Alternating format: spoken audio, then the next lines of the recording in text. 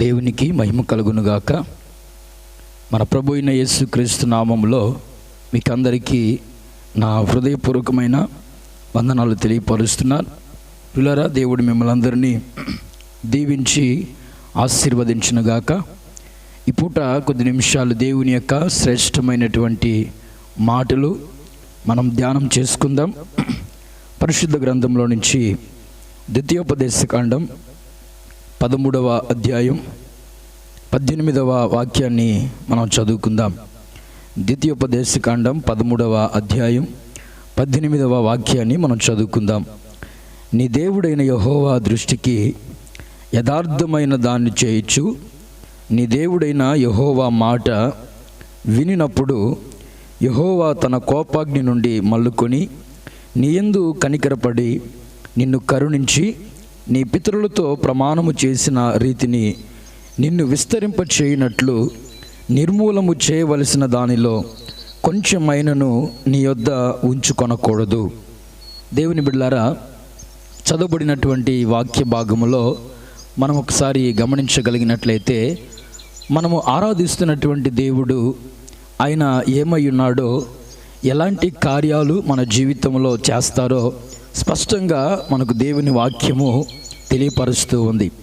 మనం ఆరాధిస్తున్నటువంటి దేవుడు మన యొక్క ఆధ్యాత్మికమైనటువంటి జీవితాలను ఆయన విస్తరింపచేసే దేవుడని దేవుని వాక్యము మనకు తెలియపరుస్తూ ఉంది. మన విశ్వాస జీవితంలో, మన ఆత్మీయ జీవితంలో మనము విస్తరించాలని, అభివృద్ధి చెందాలని, దినదినము మనము నూతన పరచబడాలని దేవుని వాక్యము మనకు తెలియపరుస్తుంది. ఈ రోజున కొందరు జీవితాల్లో మనము గమనించినట్లయితే, ఎక్కడ వేసావయ్యా గొంగలి అని అంటే అక్కడే ఉన్నట్లుగా మనము కొందరి భవిష్యత్ అంటే కొందరి యొక్క జీవితాన్ని మనము చూడగలుగుతూ ఉంటున్నాం. ప్రియమైన దేవుని బిడ్డలారా, కొందరి యొక్క పరిస్థితి, వారి ఆత్మీయ జీవితం, వారి యొక్క విశ్వాస జీవితము, వారి యొక్క ఆత్మీయటువంటి స్థితిలో దిగజారిపోయినటువంటి పరిస్థితుల మధ్యలో సతికిల పడిపోయి అభివృద్ధి చెందలేనటువంటి పరిస్థితుల మధ్యలో కొందరి యొక్క జీవితాలు కొనసాగించబడుతూ ఉంటాయి. పిల్లరా, అయితే దేవుని వాక్యం అంటుంది మనము విస్తరించాలి, అభివృద్ధి చెందాలి, దినదినము మన ఆధ్యాత్మికమైన జీవితంలో ఎదిగి వర్ధిల్లాలని, విస్తరింప చేయాలని దేవుడు కోరుకుంటూ ఉన్నాడు. అన్ని విషయాల్లో మనము అభివృద్ధి చెందాలి. పరిశుద్ధ గ్రంథములో మనము చూసినట్లయితే, నా ప్రియమైన దేవుని బిడ్డలారా, దేవుడు మరి భూమి మీద తన పోలిక చొప్పున నరులను సృజించాడు. సృజించిన తదుపరి వారిని అలాగే విడిచిపెట్టక వారిని దేవుడు ఆశీర్వదించినట్లుగా పరిశుద్ధ గ్రంథములో మనం చూస్తాం. ఆదికాండము 1వ అధ్యాయములో మనం చూసినట్లయితే 27 వాక్యం నుండి మనం చదువుకుందాం. ఆదికాండం 1వ అధ్యాయము 27వ వాక్యం నుండి మనం చూస్తే, దేవుడు తన స్వరూపమందు నరుని సృజించెను, దేవుని స్వరూపమందు వారిని సృజించెను, స్త్రీనిగాను పురుషునిగాను వారిని సృజించెను. దేవుడు వారిని ఆశీర్వదించెను. ఎట్లనగా, మీరు ఫలించి అభివృద్ధి పొంది విస్తరించి భూమిని నిండించి దానిని లోపరుచుకొనుడి. దేవుని బిడ్డలారా, పరిశుద్ధ గ్రంథములో మనం చదువుకున్న వాక్య భాగంలో చూస్తే, దేవుడు తన పోలిక చొప్పున నరులను సృజించాడు. మన పితరులు ఆదాము హవ్వల యొక్క జీవితంలో మనం చూస్తే వారిని దేవుడు ఆశీర్వదించారు. ఎట్లనగా, మీరు ఫలించి అభివృద్ధి చెంది విస్తరించి భూమిని నిండించి దానిని మీరు లోపరుచుకొనుడి. అంటే దేవుడు తన పోలిక చొప్పున వారిని సృజించి వారిని అంతటితో విడిచిపెట్టకుండా వారిని ఆశీర్వదిస్తూ ఉన్నాడు. అంటే వారి యొక్క జీవితం విస్తరింప చేయాలని, వారిని అభివృద్ధి చేయాలని దేవుడు అంతటితో వారిని విడిచిపెట్టక వారిని ఆశీర్వదిస్తూ ఉన్నాడు. అయితే మనము మొదటిగా చదువుకున్నటువంటి వాక్య భాగంలో మనం చూసినట్లయితే, దేవుడు మనల్ని విస్తరింప చేయాలి అని అంటే, మనల్ని అభివృద్ధి చేయాలి అంటే, మన ఆధ్యాత్మికమైనటువంటి జీవితంలో మనము ఫలించి అభివృద్ధిలోనికి మనం నడిపించబడాలి అంటే వాక్యం అంటుంది, నిర్మూలము చేయవలసినటువంటి విషయములో ఏ కొంచెమైనను కూడా నీలో ఉండకూడదు.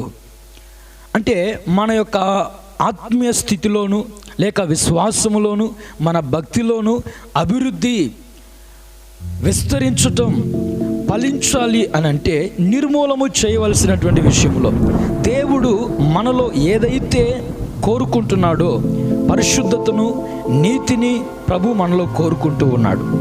అయితే ఏ ఒక్కటి కూడా దేవునికి విరోధమైనటువంటిది మనలో ఉండకూడదు.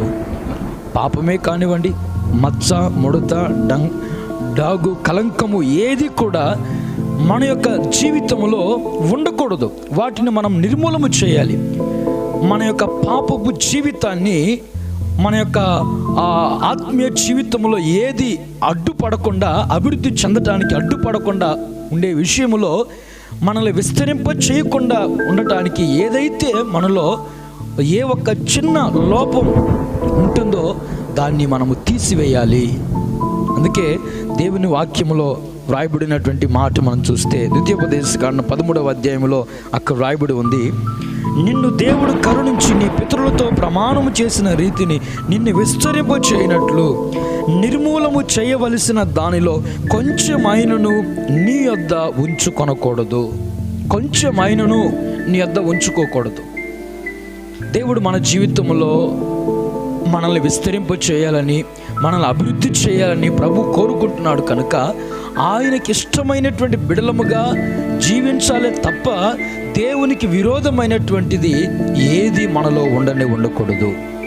పిల్లరా చూడండి, ఆదాములను అవ్వలను దేవుడు సృష్టించి వారిని ఆశీర్వదించి వారిని విస్తరింప చేయాలని దేవుని యొక్క ఆలోచన కలిగి ఉన్న సమయంలో దేవుడు ఏదైతే చేయవద్దని చెప్పాడో అది వాళ్ళు చేసి దేవునికి విరోధముగా జీవించి శాపాన్ని కొని తెచ్చి పెట్టుకొని శపించబడినటువంటి అనుభవంలోనికి నడిపించబడినట్లుగా పరిశుద్ధ లేఖనాల్లో మనము చూడగలుగుతున్నాం. ప్రియమైన దేవుని బిడ్డలారా, దేవుడు వారితో చెప్పారు, ఇదిగో మీరు ఈ తోట చెట్ల మధ్య ఉన్నటువంటి సమస్తము ఫలములు నేను మీకు ఆహారముగా ఇచ్చాను.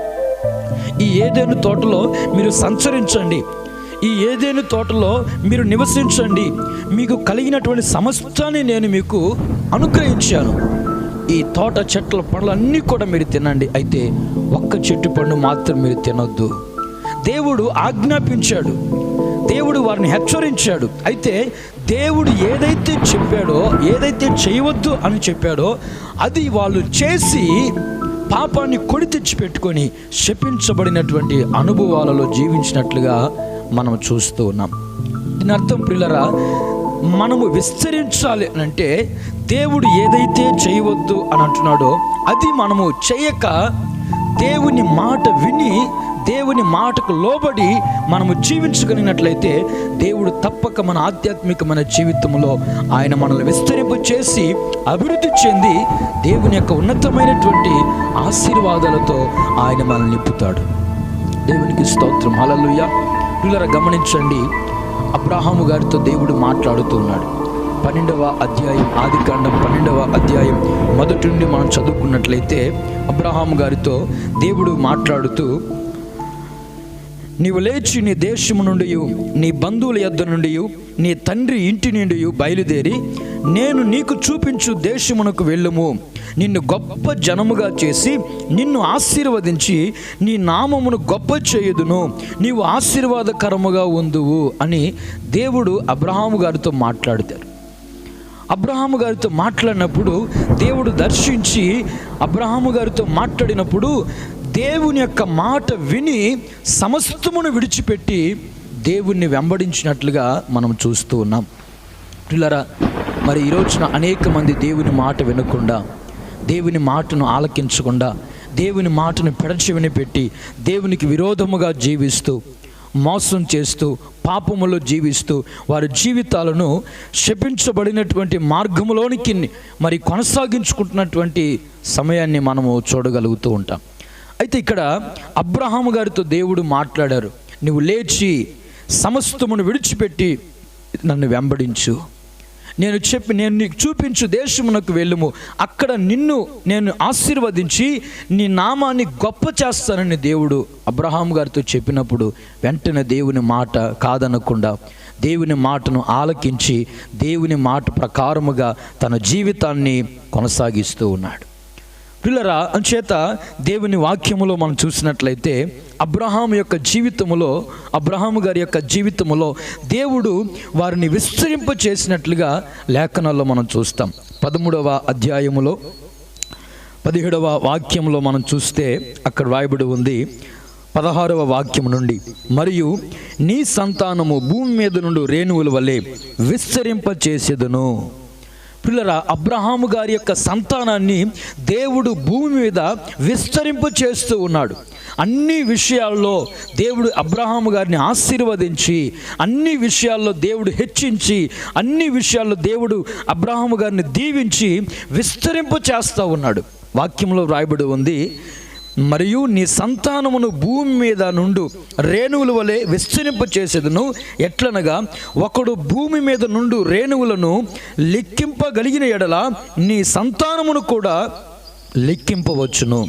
నీవు లేచి ఈ దేశం యొక్క పొడుగును వెడల్పును దానిలో సంచరించుము, అది నీకిచ్చేదనని అబ్రహాముతో చెప్పెను. దేవుడు అబ్రహాము గారితో మాట్లాడుతున్నాడు. నువ్వు లేచి ఈ భూమి యొక్క ఇదిగో వెడల్పును పొడుగును వాటిని కొలతవేయి, సమస్తమును నేను నీకు అనుగ్రహిస్తానని చెప్పి దేవుడు వాగ్దానము చేస్తూ ఉన్నాడు. నా ప్రియమైన దేవుని బిడ్డలారా, దేవుని మాటలు వింటున్నటువంటి మన యొక్క ఆధ్యాత్మికమైన జీవితంలో, మన విశ్వాసములో, మన భక్తిలో దేవుడు మనల్ని విస్తరింప చేయాలని, అభివృద్ధి పరచాలని ప్రభు కోరుకుంటున్నాడు. అయితే మనము నిర్మూలము చేయవలసినటువంటి విషయంలో ఏ కొంచెము కూడా మనలో ఉంచుకోకుండా దాన్ని మనము విడిచిపెట్టేసేయాలి. అందుకే వాక్యం చెప్తుంది, అతిక్రమమును దాచిపెట్టువాడు వర్ధిల్లడు, దాన్ని ఒప్పుకొని విడిచిపెట్టువాడు కనికరించబడతారని దేవుని వాక్యం చెప్తుంది. కనుక మనము దేవునికి విరోధమైనది లేక వ్యతిరేకమైనది ఏ కొంచెము మనలో ఉండకుండా దాన్ని మనం తీసివేసుకోవాలని దేవుని వాక్యము మనకు తెలియపరుస్తూ ఉంది. ఎప్పుడైతే మరి దేవుడు మాట చెప్పాడో, ఏదైతే చేయవద్దు అని చెప్పాడో అది వాళ్ళు చేసి, ఏదైనా తోటలో ఆదాము అవ్వలు చేసి శాపాన్ని కొని తెచ్చిపెట్టుకున్నారు. శపించబడినటువంటి మార్గములో వారు నడిపించబడినట్లుగా మనం చూస్తున్నాం. అయితే అబ్రహాము గారి యొక్క జీవితంలో దేవుని మాట విన్నాడు, అన్ని విషయాల్లో ఆశీర్వదించబడి విస్తరించినట్లుగా, తన సంతానము భూమి మీద వ్యాపించినట్లుగా పరిశుద్ధ గ్రంథములో మనం చూస్తున్నాం. అయితే మన ఆత్మీయ జీవితంలో పిల్లరా, దేవుడు మనల్ని రక్షించాడు, చక్కటి రక్షణ జీవితాన్ని అనుగ్రహించి విశ్వాసములో, భక్తిలో దేవుడు మనల్ని అభివృద్ధి చేస్తున్నారు. అయితే ఏ ఏ విషయాల్లో మనము విస్తరించాలి, ఏ ఏ విషయాల్లో మనం అభివృద్ధి చెందాలి, దేవుని వాక్యములో మనం చూసినట్లయితే అపోస్తుడైన పౌలు గారు కొలస్సీలకు రాసినటువంటి పత్రిక 2వ అధ్యాయము,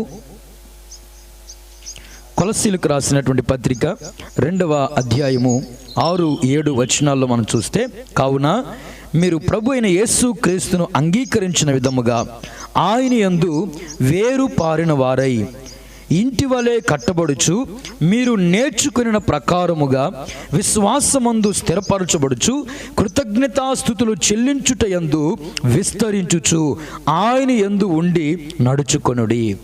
పిల్లలు, ఏ ఏ విషయాల్లో మనం విస్తరించాలని ప్రభు కోరుకుంటున్నాడంటే, కృతజ్ఞతాస్తుతులు చెల్లించే విషయంలో మనము విస్తరించాలి. కొందరు జీవితాల్లో మనం చూస్తే ఒక్కసారి మాత్రమే దేవునికి కృతజ్ఞతాస్తుతులు చెల్లిస్తారు. అంటే దేవుడు మన విషయములో, మన వ్యక్తిగత జీవితంలో ఎన్నెన్నో కార్యాలు, ఎన్నెన్నో అద్భుతాలు, ఎన్నెన్నో ఆశ్చర్యమైనటువంటి మేలులు మన పట్ల దేవుడు చేస్తూ ఉన్నారు. అయితే దేవుడు చేసినటువంటి ప్రతి కార్యమును మనం తలంచుకుని ఎల్లప్పుడూ కూడా మర్చిపోక దేవునికి కృతజ్ఞతాస్తుతులు చెల్లించే విషయంలో మనం విస్తరించాలని దేవుని వాక్యం మనకు తెలియపరుస్తుంది. దేవునికి స్తోత్రం, హల్లెలూయా. కొందరి జీవితాల్లో చూడండి, కొన్ని విషయాల్లో మాత్రమే దేవుడు మేలు చేస్తేనే దేవునికి కృతజ్ఞత తెలుపుతూ ఉంటారు. లేక కొన్ని సందర్భాల్లో ఒక విషయంలో మాత్రమే దేవునికి కృతజ్ఞతాస్తుతులు చెల్లిస్తారు, అంతటితో సరిపెట్టుకుంటూ ఉంటారు. అలా కాకుండా మనము ఎల్లప్పుడూ కూడా దేవునికి కృతజ్ఞతాస్తుతులు చెల్లించే విషయంలో మానక మర్చిపోక ఎల్లప్పుడూ దేవునికి మనము కృతజ్ఞతాస్తుతులు చెల్లించే విషయంలో మనము విస్తరించాలని దేవుని వాక్యం సెలవిస్తుంది. పరిశుద్ధులైన పౌలు గారు తెస్సలోనికీయులకు రాసినటువంటి మొదటి పత్రికలో మనం చూసినట్లయితే 5వ అధ్యాయము 16వ వాక్యం నుండి మనం చూస్తే, ప్రతి విషయమునందును కృతజ్ఞతాస్తుతులు చెల్లించుడి, ఇలాగు చేయుట యేసు క్రీస్తునందు మీ విషయములో దేవుని చిత్తము. ప్రియులారా, ప్రతి విషయములో దేవుడు మన జీవితంలో ఎన్నెన్నో మేలు చేస్తూ ఉన్నారు. ఈ రోజున మనం అందరము కూడా సజీవులమై ఉన్నామంటే కేవలం దేవుని కృపే కదా.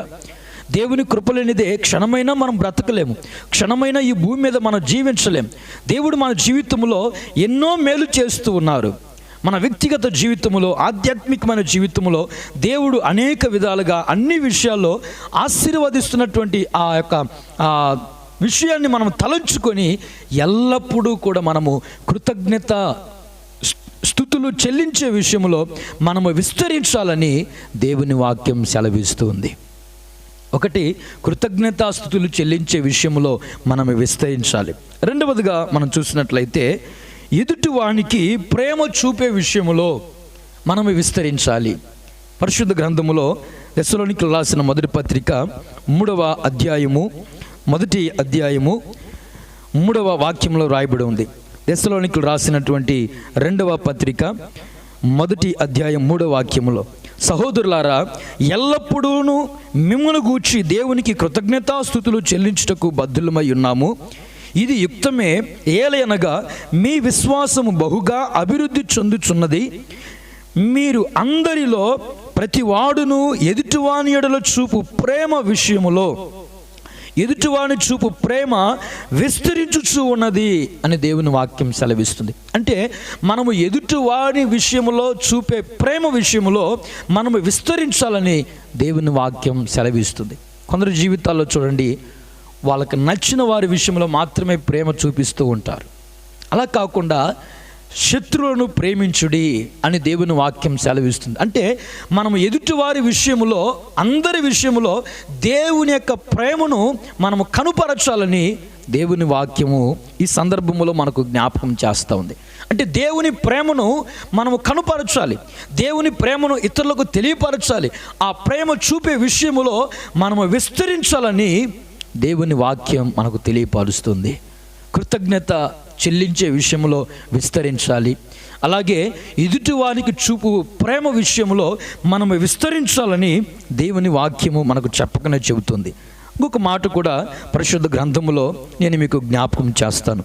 అపోస్తుల కార్యముల గ్రంథం 9వ అధ్యాయము 31వ వాక్యాన్ని మనం చూసినట్లయితే, అపోస్తుల కార్యముల గ్రంథం 9వ అధ్యాయము 31వ వాక్యం నుండి, కావున యూదయ, గలిలయ, సమరయ దేశములందంతటా సంఘము క్షేమాభివృద్ధి నొందుచు సమాధానము కలిగి ఉండెను, మరియు ప్రభువునందు భయమును పరిశుద్ధాత్మ ఆదరణయు కలిగి నడుచుకొనుచు విస్తరించుచు ఉండెను.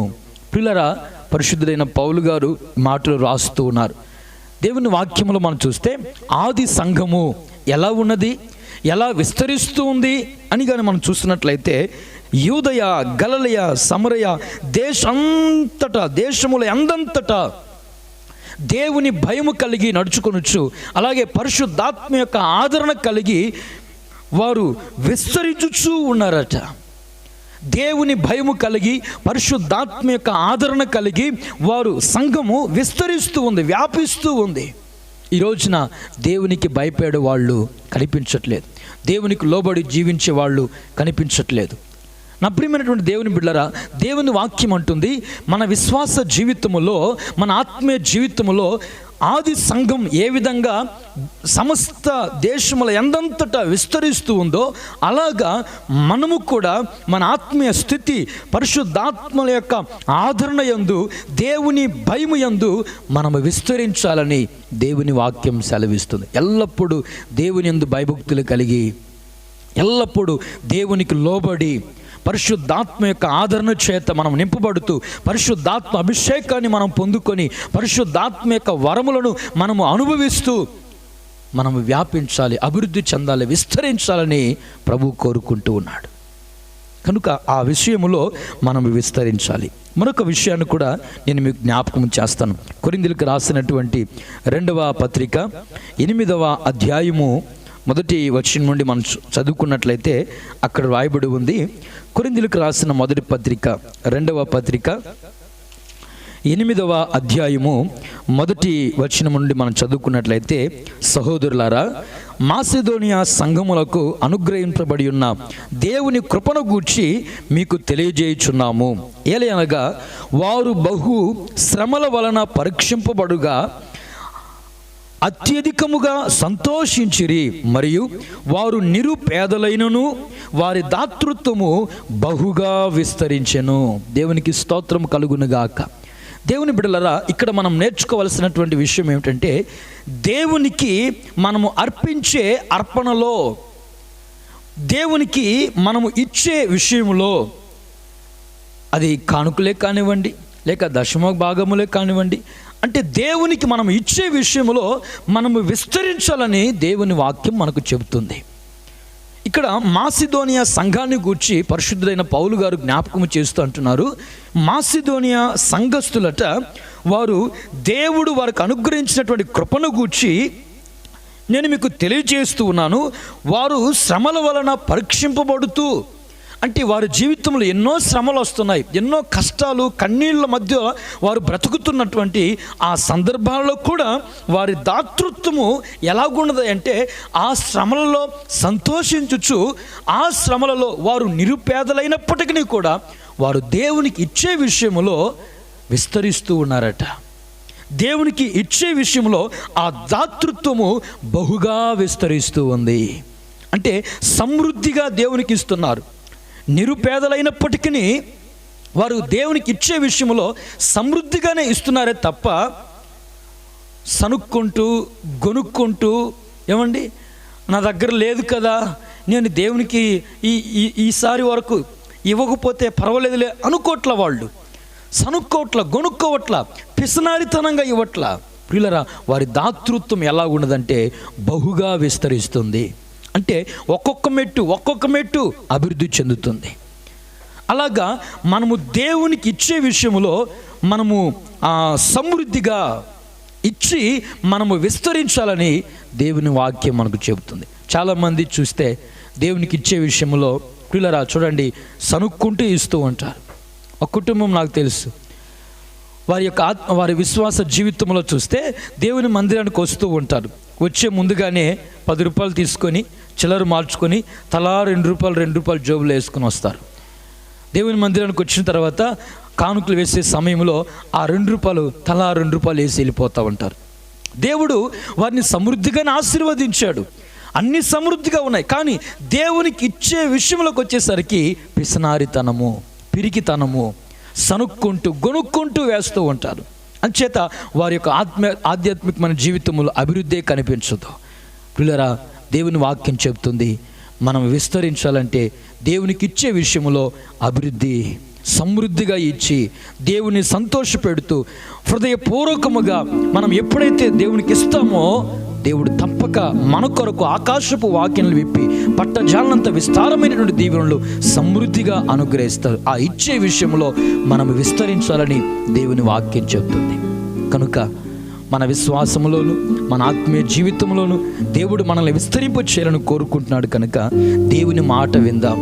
నిర్మూలము చేయవలసిన విషయంలో ఏ కొంచెం మనలో ఉంచుకోకుండా మనము నిర్మూలము చేసి దేవుని మాట విని లోబడి కృతజ్ఞత చెల్లించే విషయంలోను, ఎదుటి వారిని ప్రేమ చూపే విషయంలోను, దేవునికి భయపడి పరిశుద్ధాత్మ యొక్క ఆదరణ కలిగి అభివృద్ధి చెందే విషయంలోను విస్తరించుచు, ఇదిగో దేవునికి ఇచ్చే విషయంలో దాతృత్వము కలిగి దేవునికి సమృద్ధిగా ఇచ్చుచు మనము విస్తరించినట్లయితే దేవుడు మనల్ని చూసి సంతోషించి మన ఆత్మీయ జీవితంలో ఎప్పటికీ కూడా అభివృద్ధి పరిచి అనేకమైనటువంటి ఆత్మీయమైనటువంటి వరాలను మనకు అనుగ్రహించి సమృద్ధైనటువంటి దీవెనలతో ఆశీర్వాదాలతో ప్రభు మనల్ని నింపుతాడు. కనుక అలాంటి కృప దేవుడు మనందరికీ దయచేయునుగాక. ప్రార్థన చేసుకుందాం. తలవంచండి, ప్రార్థన చేసుకుందాం. అందరం ఏకీభవిద్దాం ప్రార్థనలో. కృపగలిగిన మా దేవ, పరిశుద్ధుడైన తండ్రి, మీ ఘనమైన నామాన్ని బట్టి మీకు వందనాలు, స్తుతులు, స్తోత్రాలు చెల్లిస్తూ ఉన్నాం. నాయన, మా యొక్క జీవితంలో మమ్మల్ని మీరు విస్తరింప చేసే దేవుడు అని మీరు మాతో మాట్లాడారు. ఏ కొంచెమైనను ప్రభువా నిర్మూలన చేయవలసిన విషయంలో మాలో ఉండకూడదు. దాన్ని మేము తీసివేసుకొని ఇదిగో మీ మాట విని మీకు లోబడి అన్ని విషయాల్లో మేము అభివృద్ధి చెంది విస్తరించినట్లుగా మమ్మల్ని ఆశీర్వదించమని ప్రార్థన చేస్తున్నాం. కృతజ్ఞత చెల్లించే విషయంలోను, ఎదుటి వారికి ప్రేమ చూపే విషయంలోను మీ యందు భయభక్తులు కలిగి పరిశుద్ధాత్మ యొక్క ఆదరణలో మేము విస్తరించినట్లుగాను, అలాగే నాయనా ఇదిగో తండ్రి మేము ఇచ్చే విషయంలో విస్తరించాలని మీ లేఖనాల ద్వారా మీరు మాతో మాట్లాడారు. మా ఆధ్యాత్మికమైన జీవితంలో ఈ మాటలు మాకు ఆశీర్వాదకరముగా నాయనా ఉండుటకు సహాయము చేయండి. ఎంతమంది అయితే మాటలు వినిన్నారో బిడ్డల జీవితాలను మీ చేతులెత్తి ఆశీర్వదించి నీ బిడ్డలను విస్తరింపచేయమని, మీ మేలుతో నింపమని నజరేయుడైన యేసు క్రీస్తు నామమున అడుగుచున్నాము తండ్రి. ఆమేన్, ఆమేన్. దేవుడు మిమ్మల్ని అందరినీ దీవించును గాక. ఆమేన్.